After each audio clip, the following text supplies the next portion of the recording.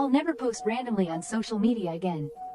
One night, at 3 a.m., I was playing games too long and posted on my feed, "I really want to eat some crayfish." Then I put down my phone and tried to fall asleep.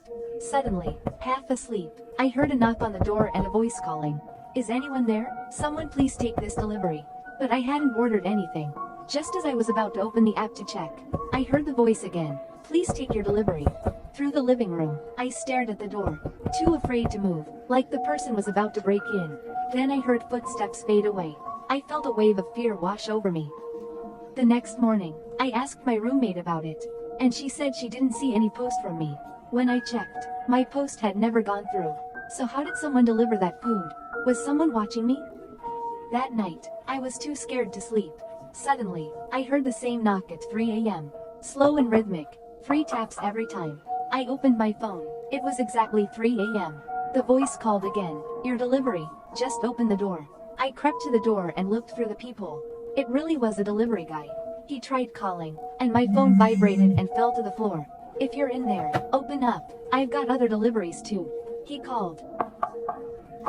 I quietly replied, "Just leave it by the door." I watched until he took the elevator down. Even then, I didn't pick up the food. The next morning, I was about to call the police when I received a message. "Why didn't you take your delivery?"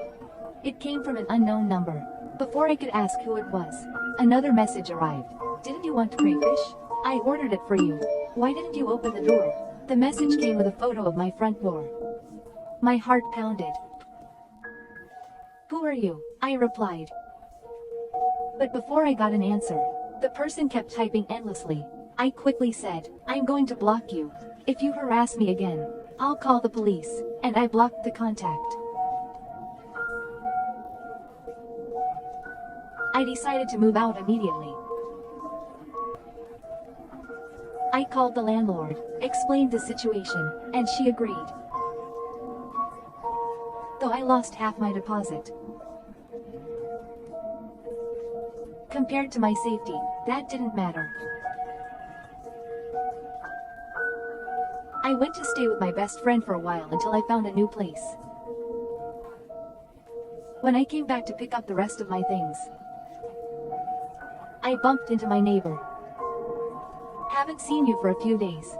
Thought you'd moved out already," she said. I smiled awkwardly. "I am moving out."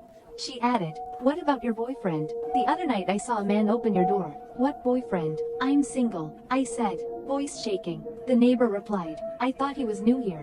As soon as I asked, he left. My legs went cold. I asked her to come in with me while I packed.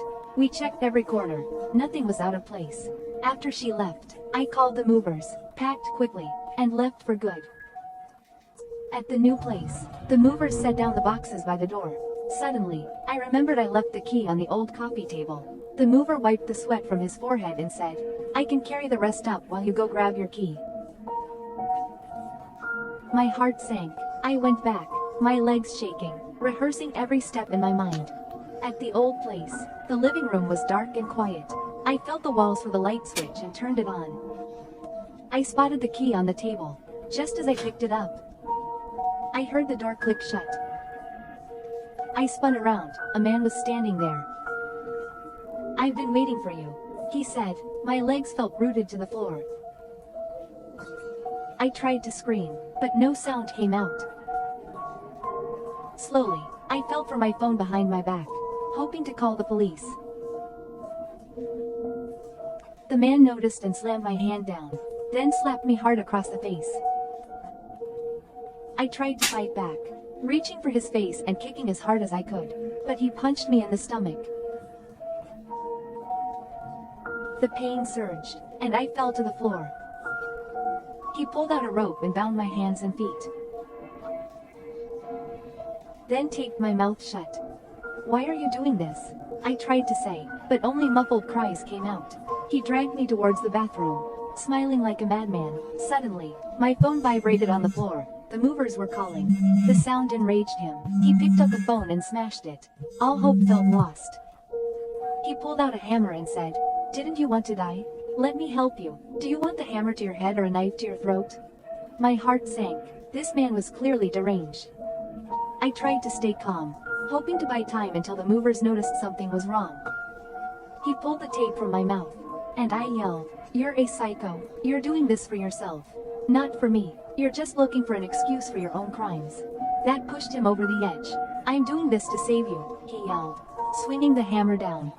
Suddenly, the door crashed open. The police and the movers stormed in, tackling the man to the ground. The movers had called the police when they heard the struggle over the phone.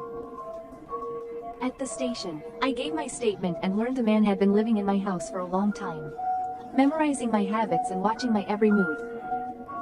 He treated it like a twisted game until my sudden departure pushed him to try and kill me. After that night, I felt like I'd been given a second chance. I learned to cherish life more than ever.